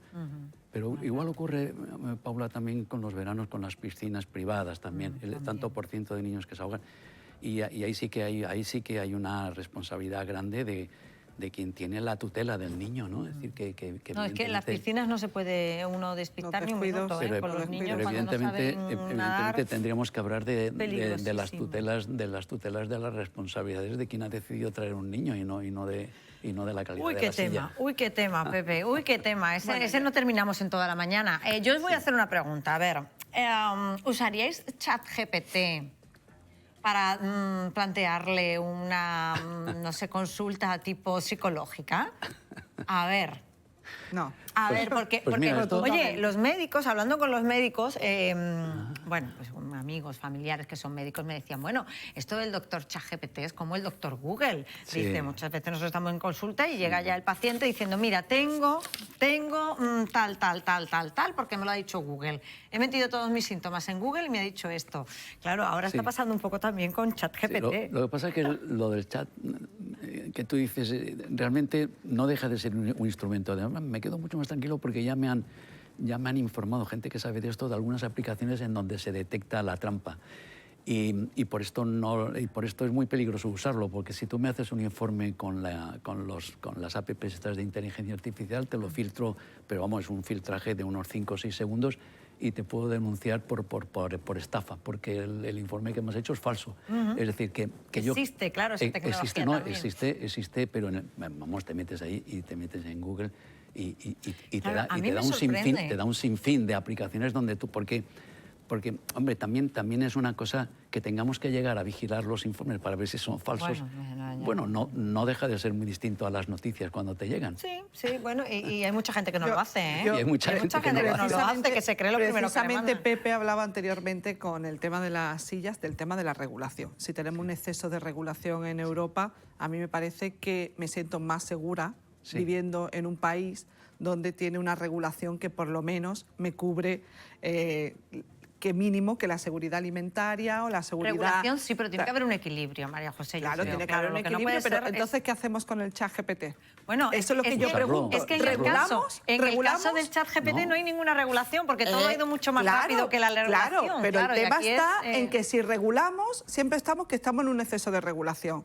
Y bueno, efectivamente, Europa, sí, claro, por ejemplo, Trump quiere que desregularicemos. Claro, porque, por ejemplo, allí en Estados Unidos su carne y sus pollos le meten cloro, vienen clorados, y eso en Europa está prohibido. Con lo cual, el pollo americano no se puede vender aquí. ¿Qué quiere Trump? Que nosotros eliminemos esa regulación excesiva. ¿Para qué? Al final, para tener alimentos en peores calidad. Bueno. En esto del ChatGPT estamos lo mismo. Yo creo que al final... si dejamos estas herramientas en manos de la gente, sin ningún tipo de formación, sin ningún tipo de regulación, creemos que vamos a sustituir esa herramienta por lo que es un profesional. Un profesional, en este caso, de la salud, o de la salud mental en este caso, que son 4 años de grado más un máster, y que creo que toda la inteligencia artificial tiene un potencial enorme para ayudarnos en el futuro, para avanzar, que se sepa utilizar, claro. Pero sin perder de vista que el humano y el profesional, la profesional tiene que estar vigilando y controlando eso, y no podemos dejar nuestra vida, nuestra salud y nuestras muchas cosas en manos de la inteligencia artificial. Hemos salido a la calle para preguntarles a ver si usarían la inteligencia artificial o ChatGPT para preguntarle, pues no sé, por una situación de ansiedad, de estrés, de depresión, a ver qué nos han contado. Pues yo no me fío mucho, la verdad, pero bueno, si a la gente le sirve, pues adelante, que lo usen, vamos. Mientras que no sean ideas descabelladas ni cosas por el estilo. ¿Tú lo harías? No, la verdad que no. Hombre, me parece un poco mal, la verdad. ChatGPT tampoco puede saber todo lo que te puede pasar con lo que tú le dices, no sé. El psicólogo mejor, opino, que está muy feo ahora utilizar la inteligencia para todo, la inteligencia artificial, pero para este tipo de cosas necesitas más una persona que una IA. A ver, yo no lo veo mal, pero es verdad que si hay gente estudiando y tal la carrera, pues es normal que se frustre un poco, ¿no? Porque es una carrera compleja y ve cómo las máquinas te quitan como ese trabajo, pues sí, ahí sí lo veo mal, pero tampoco me quejaría. Si alguien me dice, sí, le he preguntado a ChatGPT esto, pues no le diría nada malo. ChatGPT para hacer terapia, eso es una idea que, aunque puedo entender que la gente esté muy desesperada, no veo nada bueno de ello. ChatGPT funciona a través de probabilidades. O sea, agarra información a lo Google y te va diciendo cada palabra según la probabilidad. No es una fuente psicológica de la que se pueda sacar algo para poder ayudarse. En ese caso hay que ir al psicólogo, al terapeuta o quien pueda ayudar. Interesante que tengamos que recurrir a la inteligencia artificial en vez de tenerlo más asequible para la salud mental, como puede ser la seguridad pública y tal. Yo creo que deberíamos fomentar más el ir al psicólogo y ese tipo de terapia, en vez de utilizarla, que puede ser una ayuda en un momento determinado, pero creo que debería hacerse más profesionalmente. Hombre, una técnica, entiendo yo, un poco arriesgada, ¿no? Porque uno encuentra siempre esa cercanía, esa formación y no simplemente unos estándares de búsqueda y respuesta, que creo es lo que se basa esos parámetros de la inteligencia artificial. Pero bueno, por lo menos han buscado ayuda, ¿no? Que es lo importante. Bueno, para hablar sobre este asunto, perdóname María José, para hablar sobre este asunto vamos a saludar a la experta, a la psicóloga Noemí Álvarez. Buenas tardes, bienvenida. Muy buenas tardes, muy buenas tardes. Interesante tema que nos trae la tecnología hoy. El tema es interesante, oye, y todo lo que nos han contado, las personas a las que les hemos preguntado también. Noemí, ¿cómo interpretas tú que cada vez más jóvenes recurran a una inteligencia artificial, pues eso, como ChatGPT para hablar de sus problemas? ¿Qué interpretación haces tú de esto? Bueno, de entrada yo creo que vivimos en una sociedad que tiende mucho a aquello del búscalo por ti mismo, al individualismo, y sobre todo estamos en unos tiempos en los que todo va muy rápido y cuando tengo una duda, cuando me siento mal, que es un momento en el que generalmente pues tengo un poquito de ansiedad, tengo un poquito de angustia, recurrir a algo que está tan ahí a la mano, pues bueno, al final se acaba convirtiendo en algo bastante común para muchos jóvenes. El problema es el peligro, porque muchas veces cuando acudimos en busca de un truquito, cuando acudimos en busca de, pues de un detalle puntual, pues bueno, ahí está, sin más. El problema es cuando realmente hablamos de patologías, porque las patologías, los síntomas en psicología pues son temas bastante serios y que sí que van a requerir pues, de entrada ya de un estudio complejo por parte del profesional sobre qué está ocurriendo. Las personas somos muy complejas y entendernos al final a base pues de esos algoritmos, de esa probabilidad, como comentaba un chico en el reportaje, pues es hacer un reduccionismo del ser humano que francamente puede ser peligroso. Claro, porque si confundimos la inteligencia artificial o el chat GPT con un profesional, con un especialista, incluso puede llegar al momento en el que el joven diga, bueno, como ya estoy recibiendo ayuda, claro, y hay que ver la calidad de esa ayuda. Noemí. Claro, y fíjate, ya es algo que además que algunos compañeros se quejaban. Ya hace tiempo que nos reíamos, ¿no? con enfermedades, incluso físicas, ¿no? Cuando hablamos de aquello del doctor Google, dice que muchas veces un profesional de la salud de cualquier tipo, cualquier sanitario, te da una opinión y tú vas a cuestionarla justamente, pues bueno, eso, haciendo una búsqueda rápida en Google. Y hay un tema curioso, además, con la tecnología, es que la tecnología tiende a complacer al usuario. Por lo cual, depende cómo formulas las preguntas, claro, depende cómo le estás pidiendo la información, su objetivo es darte la razón. Por lo cual esto es peligroso porque también podemos estar creando patologías donde no existen y no contemplando otras patologías que son más complejas. Al final, cuando pensamos en un trastorno psicológico, generalmente pensamos en ansiedad, pensamos en depresión, pensamos en estos trastornos que de alguna forma son como más sencillos aparentemente de diagnosticar. Pero hay muchos trastornos, hay trastornos muy complejos. Hay trastornos, por ejemplo, los trastornos de personalidad nos hablan de una tendencia a comportarnos. Si una persona con un trastorno de personalidad límite, por ejemplo, se me ocurre, un día pregunta, pues ese día el ChatGPT le puede devolver pues, que lo que tiene es algo de síntoma depresivo, algo de ansiedad, pero cuando ese tipo de síntomas se engloban dentro de trastornos mayores, por ejemplo, ahí estaría ciego. Y por otra parte, por ejemplo, un trastorno bipolar, una persona que cicla y pasa periodos depresivos que cambian luego con otros momentos hipomaníacos. Depende cuando le preguntes, y esto es algo que a veces nos hace cuestionar muchas veces el cómo diagnosticar, porque no diagnosticamos solo con 4 síntomas que nos da la persona, hacemos una investigación. Realmente conceptualizar un caso es algo bastante complejo.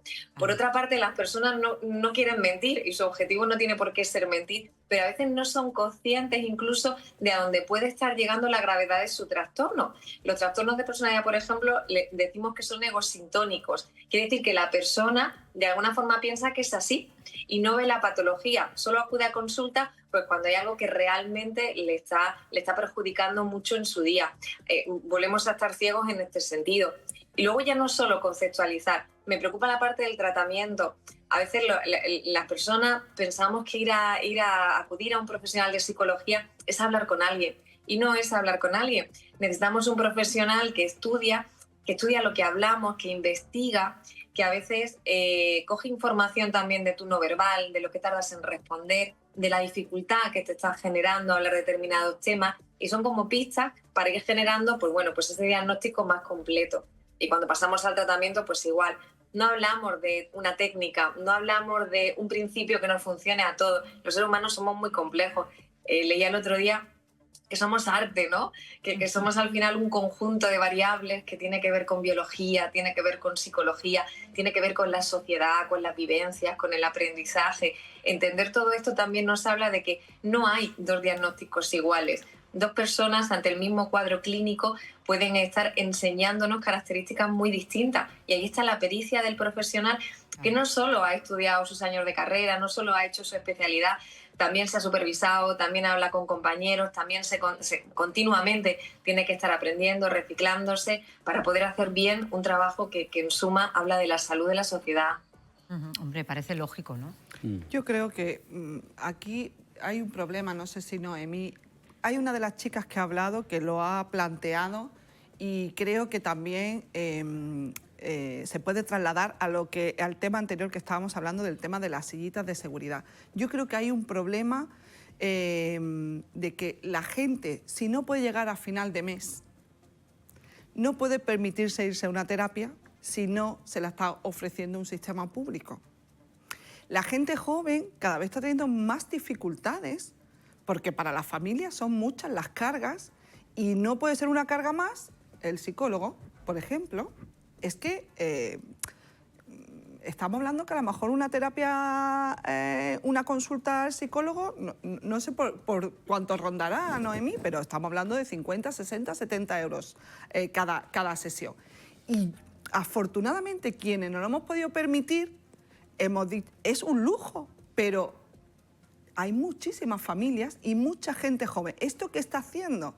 Pues al final la gente está derivándose a utilizar herramientas que al final lo que hace es confundir mucho más a la persona, y que además lo puede llevar por caminos muy erróneos. A mí me parece que es un tema muy grave, porque creo, bueno, casi seguro, lo podemos asegurar, que esto es la gente joven quien lo está utilizando, porque el ChatGPT ya para la gente de nuestra generación y más mayores, pues bueno, estamos haciendo nuestras inmersiones, pero algo mucho más leve. Son la gente joven que están muchas veces encontrando su hueco en el mundo, con todas las dificultades y con tanta distopía, como yo digo, ¿no?, que le planteamos a la gente joven hoy en día, con un mundo tan distópico, y le dejamos un servicio que puede ser terapéutico, que le puede ayudar, muy lejos del alcance de esta gente. Entonces yo abogaría porque la salud mental, que llevamos tiempo hablando, que para mí es fundamental, que Noemí no lo puede confirmar, que yo creo que cada vez sois una herramienta fundamental para entender este mundo, y para la gente joven todavía más. Tiene que haber un servicio público y una apuesta porque haya por lo menos cierta... Es que cuando te va a la seguridad social, el tema de salud mental está muy, muy, muy débil todavía, muy débil. Efectivamente, la salud mental debería de ser un derecho, no debería de ser solo un privilegio. Pero aquí también yo creo que es importante el tema de la mentalidad, ¿no? De la mentalidad, de que entendamos de que cuando estamos hablando de salud, las personas que tienen que estar ahí para acompañarnos en cualquier área de la salud tienen que ser profesionales, acreditados, cualificados, y que al final muchas veces lo que pensamos fácil, lo que podemos pensar incluso económico en un momento, a la larga puede salir muy caro. Pero por supuesto estoy totalmente de acuerdo contigo, compañera, que es súper importante la idea de que la salud mental esté de fácil acceso, sobre todo a los jóvenes, ¿no? Y sobre todo, claro, porque muchas veces ellos en su inmediatez, o bueno, incluso también nosotros los adultos, cuando nos apremia esa sensación de angustia o esa sensación de ansiedad y queremos ya, y lo que vemos son plazos, son demoras, son obstáculos, pues es verdad que al final estamos recurriendo a aquello que está en nuestra mano. Noemí Álvarez, muchísimas gracias por habernos acompañado esta mañana. a vosotros por traer estos temas. Gracias, un saludo. Gracias. Leía en la documentación que nos mandaban, además, donde un poco alertaban de esta situación, decían que uno de los factores que más influye es que estamos acostumbrados, lo decía además Noemí, a la inmediatez. Es que lo queremos todo ya, no estamos dispuestos a esperar por nada. Entonces es que tengo un problema y es que no puedo esperar a ir ni al psicoterapeuta ni a nada. Le digo ya a ChatGPT, a ver qué me dice. Sí, pero yo creo que son instrumentos de información. Realmente el ChatGPT, que lo ha dicho una de las personas jóvenes que han intervenido, no deja de ser un algoritmo matemático en donde la mezcla de respecto a lo que tú preguntaste te da una contestación, pero no deja de ser muy diferente a lo que es Google. Lo que pasa es que es mucho más rápido que Google. La inmediatez es buena por la información. Otra cosa es las decisiones, que tienen que ser pausadas. Esto yo lo comparo con la medicina. Es decir, si quieres una cosa inmediata, vete a un curandero y a lo mejor te crees que el meao de vaca cura el cáncer. Y eso te tranquiliza, pero sabes que te mueres. Y esto no lo intento comparar con... Oh, no. pero yo lo he entendido. Pero, si lo has entendido tú, me quedo tranquilo. Pero la inmediatez, bueno, pues sí, yo puedo en este momento, antes hemos comentado una cosa, inmediatamente te enviaba un WhatsApp y te he dicho, mira, esa es la noticia, pero de esa inmediatez a que puedas entenderla, razonarla y hacer una crítica y asumirla y somatizarla, hay todo un proceso pausado. Y ese proceso pausado es la inteligencia humana, no la inteligencia artificial. La palabra está muy bien, es inteligencia artificial. Claro. Yo voy a recomendar una serie. ¿Saben nuestros jóvenes esperar? Yo tengo dudas, ¿eh? Yo voy a recomendar una serie que vi hace poco, Venga. la recomendó, se llama Vinagre de manzana. Tiene un poco que ver con todo lo que estamos hablando, y además está basada en hechos reales, en una influencer australiana que allá por el 2016-2017, pues, bueno, se inventó una serie de enfermedades, entre ellas todo el tema de cáncer, ¿no? Y cómo, por el tipo de alimentación, con un libro que publicó, te puedes curar de cáncer.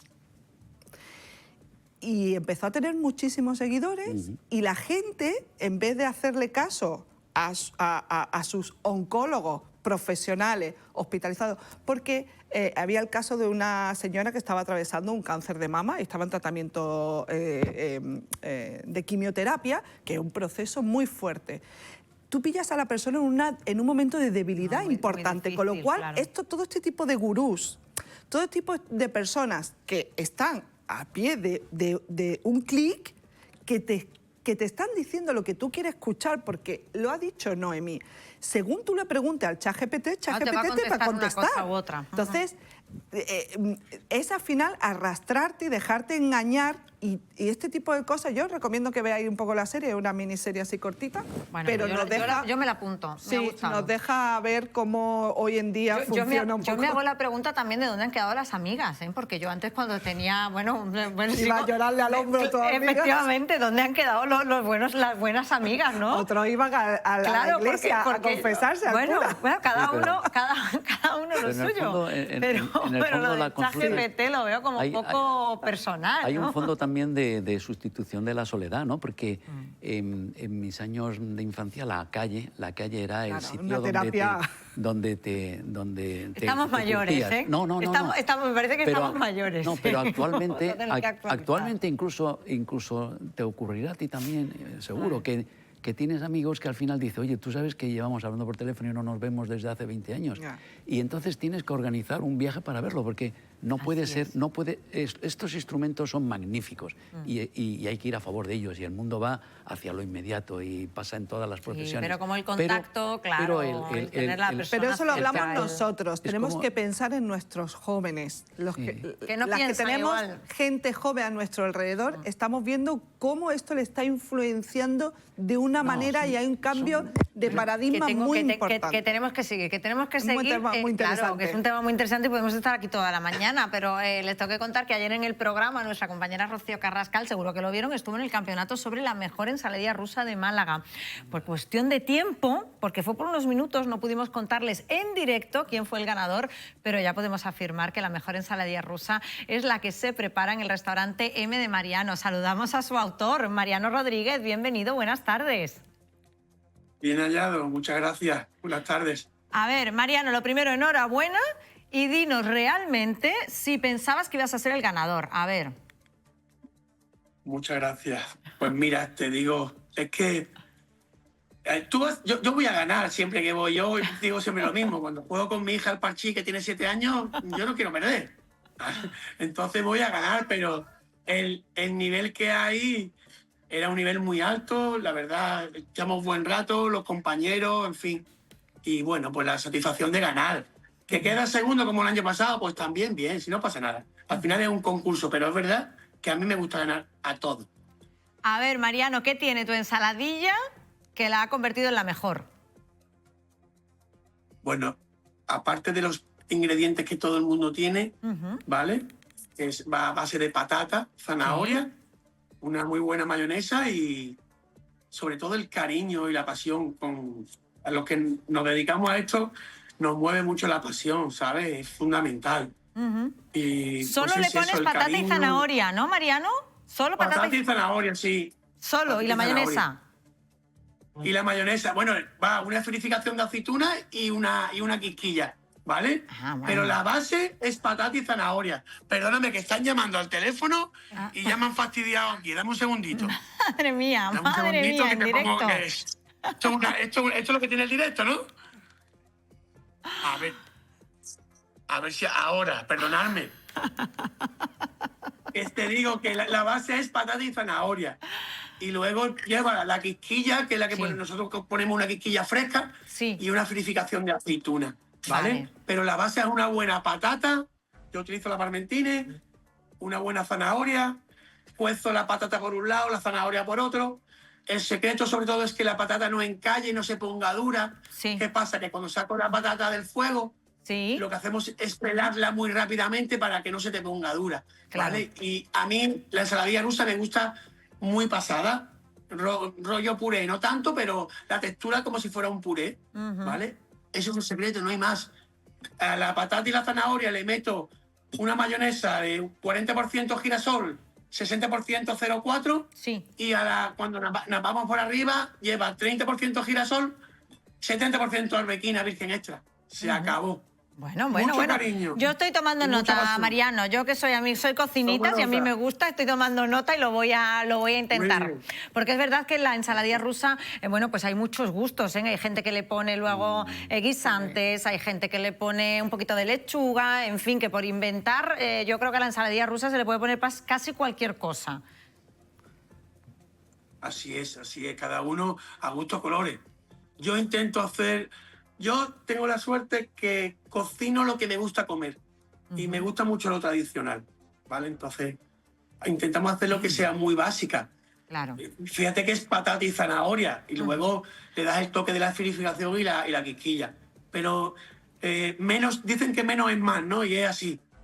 Yo estoy totalmente de acuerdo contigo. Ese poquito, bien hecho, con mucho cariño. Ahí va yo. María José, que estamos aquí, Mariano, porque resulta que además del premio a la mejor ensalada rusa, tiene también el del mejor gazpachuelo, que es mi plato preferido. A mí también me encanta del el mundo. gazpachuelo. Y digo yo, el gazpachuelo, lo que pasa es que no nos va a dar tiempo que nos dé la receta, pero yo voy a llamar a Mariano, lo llamaré un poquito más tarde para que me dé la receta. Mariano, muchísimas gracias por habernos atendido esta mañana y lo dicho, enhorabuena, mil gracias. Gracias a vosotros. Un saludo. Bueno, M de Mariano, en calle Cister, que tenemos que ir. Bueno, oye, que podemos quedar los tres y nos vamos un día y probamos el gazpachuelo y la ensaladilla rusa. ¿Qué os parece, planazo? Mejor que la receta es probarlo. Planazo, claro. Ya ve que sí. Planazo total y quedamos. María José, Pepe, muchas gracias a los dos por haberme acompañado esta mañana. Muchísimas gracias. Nosotros seguimos. Fíjense que la imagen del día y el directo que nos ha hecho nuestra compañera Rocío Carrascal tenía que ver con esa Casa Libertad Jacaranda, esa casa que se acaba de abrir aquí en Málaga capital, en la que pueden acudir, a la que pueden ir mujeres que acaban de salir de prisión y que de alguna manera necesitan un apoyo para reinsertarse en la sociedad. Además de ese directo, nuestra compañera Rocío Carrascal ha tenido la oportunidad de hablar con una de las usuarias de esa casa. Pues lo primero, muchísimas gracias por atendernos y por querer contarnos tu historia. Me gustaría saber, lo primero, ¿cómo era tu vida antes de entrar en prisión?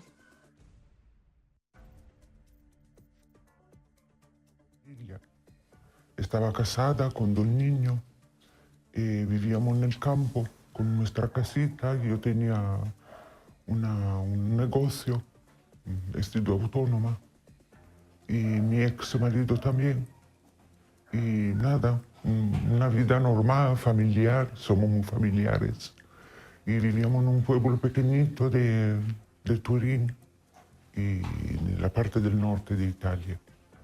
Y vivíamos normal, como una familia normal. Nuestro domingo en la iglesia, que somos católicos.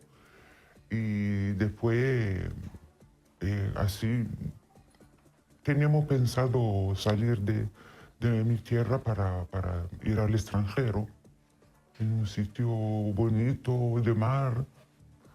Y en el año 2000 decidimos irnos para Menorca, Baleares. Mi ex marido le ofrecieron una obra grande, él es fontanero, electricista, y toca un poco de todo obra, ¿no? Y yo soy florista y pensaba abrir también mi negocio, y así fue. Nos fuimos en el año 2000, fuimos a Menorca y abrimos nuestro negocio, y de verdad que fue bastante acogedor, porque al llegar la gente no cogió cariño, y ahí estuvimos 5 años trabajando con los niños, todo bien, pero yo me enteré que mi marido tenía un amante, entonces quise divorciarme, porque sabía que era una persona, un hombre infiel, y yo estaba un poco cansada, porque llevaba 20 años casada y nada, y entonces a partir de ahí ya empecé a ahorrar. Y me vine para Málaga con mi niño, porque Menorca es una isla muy pequeña y a mí me daba un poco de miedo estar ahí con 2 niños sola, porque yo no tengo familia aquí. Entonces me vine para Málaga y nada, y empecé a trabajar en una empresa inmobiliaria y todo bien. Me alquilé un chalet con piscina, yo ahorré bastante, o sea que económicamente siempre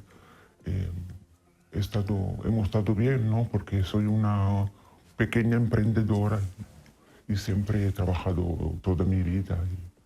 Y a partir de ahí ya, claro, Málaga y Málaga, ¿no? Fiesta. Y yo empecé a beber mi primera copa a los 43 años, porque yo no bebía nada, porque no me gustaba el alcohol, no tenía interés, ¿no?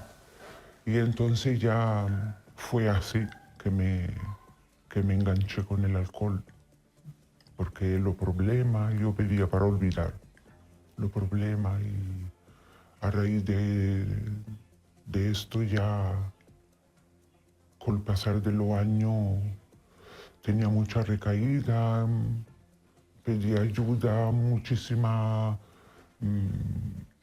asociaciones como Proyecto Hombre o el CPD, pero siempre tenía bastante recaída. Mis hijos creciendo también se fueron de la casa y yo ya me encontré sola y seguía bebiendo, y ya a raíz de este adicción, ¿no? Hice cosas bastante malas, ¿no? O sea, bebiendo alcohol, mi ex me estafó, porque yo me tiré muchísimos años trabajando en una empresa y él me hacía la nómina falsa.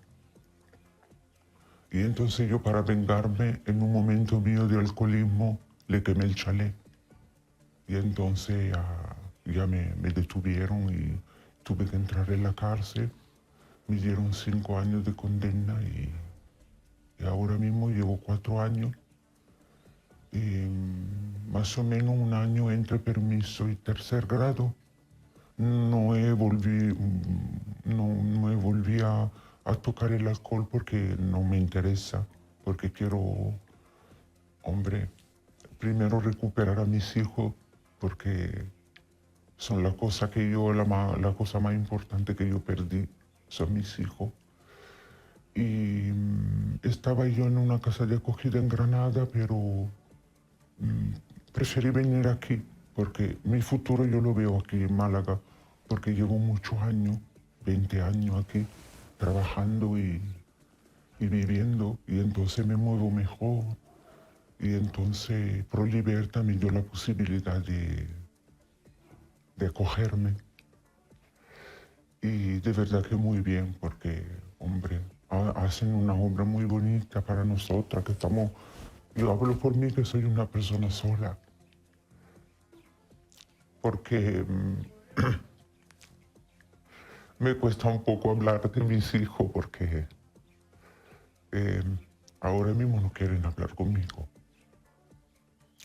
Entonces yo tengo que evolucionar otra vez como mujer. Me he trabajado muchísimo con los grupos de autoayuda también en la cárcel. Hice un curso que duró 1 año y medio que se llama Ser Mujer, que me ha ayudado muchísimo a trabajarme a mí interiormente y como persona, a respetarme, más que todo a perdonarme, porque la cosa que uno hace no se da cuenta porque está en un momento de borrachera y entonces no eres tú, eres otra persona. Y entonces el desastre ya está hecho y hay que pagarlo y intentar crecer otra vez. Y entonces yo ahora mismo estoy trabajando también, estoy trabajando en el CHIS. En los fines de semana estoy trabajando en una cocina. Y nada, el día a día para mí es intentar no tocar la bebida, porque yo soy una persona alcohólica y tengo una enfermedad que para toda la vida. Y entonces yo sé que si empiezo a beber ya no termino. Y entonces voy a perder todo lo que a poco estoy intentando reconstruir, que es muy difícil, ¿no? Porque son muchas cosas y a veces uno le da el bajón, ¿no? ¿Cómo está siendo el proceso? El proceso a la vuelta a la vida real, podríamos decir. A la vida real para mí fantástico, porque aunque no soy libre, todavía de verdad, hombre, no es lo mismo estar en la cárcel que en el CIS, que salimos el viernes, volvemos el lunes y tenemos nuestros fines de semana aquí tranquilita en una casa, gracias a Libertad y bueno, a Paula, que es una persona muy agradable, para mí es un referente, ¿no? Porque es una persona muy cariñosa. Si necesito ayuda, yo la llamo, ella me da consejo, yo cualquier cosa que ayuda, que me pueda ayudar, ella me ayuda. En la casa no nos falta de nada, porque de verdad que está la comida, todo lo necesario para la higiene y ella cualquier cosa. El principio del camino está ya hecho, ¿no? El principio está hecho, sí, porque de verdad que encontrar una asociación como esta no es fácil, ¿no? Ahora tenemos que cumplir con nuestras obligaciones, ¿no? Porque sabemos que hay reglas que respetar, ¿no? Entonces sería una estupidez no hacerlo, ¿no? Porque ellos mismos te dan la posibilidad de crecer como persona y toda la confianza. De verdad que a mí nadie me ha dicho nunca no haga esto o no haga lo otro, no.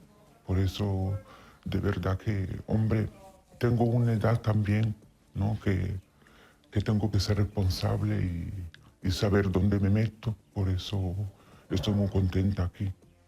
Pues muchísimas gracias por compartir tu historia con nosotros, por ser tan generosa y muchísimo ánimo en este nuevo camino que además seguro que va a estar lleno de éxitos. Muchas gracias a vosotros. Bueno, pues muchísimas gracias a Rocío Carrascal por acercarnos a ese testimonio en primera persona. 1:02, saben que siempre nos gusta hacer repaso también por las noticias en las que están trabajando nuestros compañeros de informativos y saludamos, ya la están viendo, a María José Vidal, que está en redacción. Buenas tardes, María José. ¿Qué tal, Paula? Pues en pleno de la redacción y comprobando unas imágenes al tiempo que hablamos contigo, pendientes de todo lo que estáis contando y pendientes de otros asuntos que también son noticia y que vamos a intentar explicar con detalle a partir de las 2 en la radio y en la televisión. Nos fijamos en un anuncio que acaba de hacer la Diputación. Se ha aprobado en pleno la aportación que el ente supramunicipal va a hacer al proyecto para la renovación de las obras del Estadio de la Rosaleda, ese proyecto que va a conseguir que la Rosaleda se convierta en un estadio preparado para el Mundial de Fútbol 2030. Son 270 millones de euros, van a aportar 90 millones cada una de las instituciones.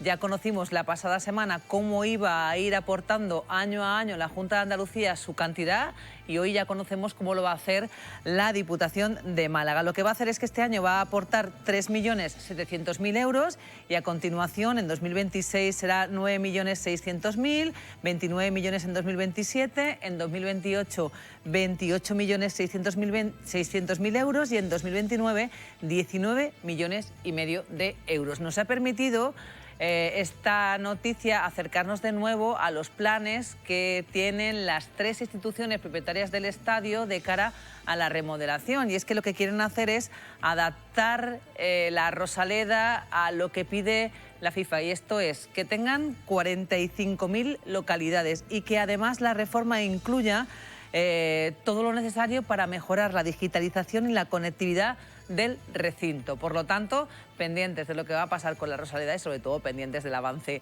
de las obras. Hay asuntos menos amenos que también tenemos que contar en nuestros informativos. Uno de ellos sucedía ayer por la tarde. Es la muerte como consecuencia de un incendio de una mujer en Churriana. Fueron los vecinos de la zona los que alertaron a los servicios de emergencias 112 Andalucía del fuego que se estaba originando en este domicilio de la barriada malagueña y también alertaban de que podía haber gente dentro. Pues como consecuencia, la muerte de una mujer. Aparte tuvieron que actuar efectivos del Infoca al encontrarse la vivienda muy cerca de una zona forestal ante el peligro de que se extendiesen las llamas. Y hoy, como no, también nosotros nos fijamos en el plan BEO, ese plan de ayudas que pone en marcha el Gobierno central para sufragar una parte del coste de las gafas o de las lentillas de los estudiantes, de los niños menores de 16 años. Unos 100 euros aproximadamente es lo que va a recibir cada familia por hijo que necesite gafas. Ese plan BEO que está generando mucho debate y que finalmente hemos sabido que van a gestionar los ópticos, los oftalmólogos, una vez que nos acerquemos a sus centros de trabajo a solicitar una revisión y unas lentes para nuestros hijos. 100 euros aproximadamente, forma parte de un montante de 48 millones de euros que ha aprobado el Gobierno central y que es hoy también noticia de nuestros informativos. Pues muchísimas gracias a nuestra compañera María José Vidal. Como saben, siempre todas las noticias se las van a contar nuestros compañeros de informativos de la radio en el 27.4 de FM a partir de las 2 de la tarde y nuestros compañeros de informativos de la tele a las 2 y a las 6 de la tarde. Nosotros seguimos contándoles historias y les cuento ahora que la semana pasada se presentó la segunda edición del concurso internacional de piano Ciudad de Málaga, que se desarrollará entre el 7 y el 15 de junio. 24 de los pianistas más prometedores del mundo competirán por hacerse con un premio con una dotación económica de 20.000 euros. Al frente de este concurso se encuentra Pablo Amorós, que es pianista de reconocida trayectoria internacional. Pablo, buenas tardes, bienvenido. Hola, buenas tardes, gracias. ¿Qué novedades podemos encontrar en esta segunda edición del concurso internacional de piano Ciudad de Málaga? El concurso cada año, como digo desde hace mucho tiempo, tiene el objetivo, la exigencia y la responsabilidad de mejorar y de subir de nivel. Este año tenemos una novedad absoluta y de un nivel extraordinario, que es que viene Sergei Babayan, que es uno de los mejores pianistas del mundo, una leyenda viva del instrumento. Es la primera vez que va a venir a Málaga, a Andalucía, y tocará el día 7 de junio en el Teatro Cervantes, en el concierto inaugural, en la ceremonia inaugural del concurso. Además, él va a ser el presidente del jurado. Esto es una cuestión realmente única, porque él casi nunca está de jurado en ningún lado, mucho menos en Europa y muchísimo menos en España, que casi puedo asegurar que no ha venido nunca de jurado. Entonces, que elija Málaga, que apoye el concurso para venir a dar el primer concierto en Andalucía y que sea presidente del jurado, pues para mí es un logro y realmente un honor honor y un privilegio. Además de eso vendrá un pianista francés muy joven, que es Lucas de Baguet, que es un pianista que está tocando por todo el mundo, que actuará en la Sala María Cristina de la Fundación Unicaja el día 12 de junio. Y luego tendremos la final con la Orquesta Filarmónica de Málaga en el Teatro Cervantes el 15 de junio, en el que los 3 finalistas, pues no digo pelearán, pero bueno, pues se decidirá por parte del jurado quién es el que gana este año, el Ciudad de Málaga, que además se ha ampliado la gira. El año pasado el ganador tenía 5 conciertos, este año hemos subido a 13 conciertos, tocan en París, en Alemania, en Chipre, por toda España con las 4 orquestas andaluzas, en el Festival de Música y Danza de Granada, en fin, un montón de conciertos y más que llegarán porque se está trabajando en ello, con Sudamérica, con China, con otros sitios de Europa y España. Y además hay una novedad que tenemos este año es que se ha nombrado a un jurado joven de 7 pianistas del Conservatorio Superior de Música de Málaga, 7 estudiantes de piano, que serán el jurado paralelo al profesional el día de la final. Y ellos decidirán quién es su ganador y se le dará un premio. En este caso será un lote de partituras de las sonatas de Beethoven, de la editorial Henle Verlag, que es una edición muy mítica y muy buena. Y es una manera también un poco de que los jóvenes también vayan entrando en contacto con el concurso y que vean que los grandes pianistas, como decías, más prometedores del mundo, los tienen en casa y los pueden ver y disfrutar. Pablo, ¿cuántos participantes se han inscrito ya este año y de qué países proceden? Pues mira, más de 100, el año pasado también tuvimos más de 100, este año también vinieron, se han presentado, creo recordar, de 29 países, 31 nacionalidades. Han venido desde Brasil, Japón, China, Corea del Sur, Rusia, ¿dónde más?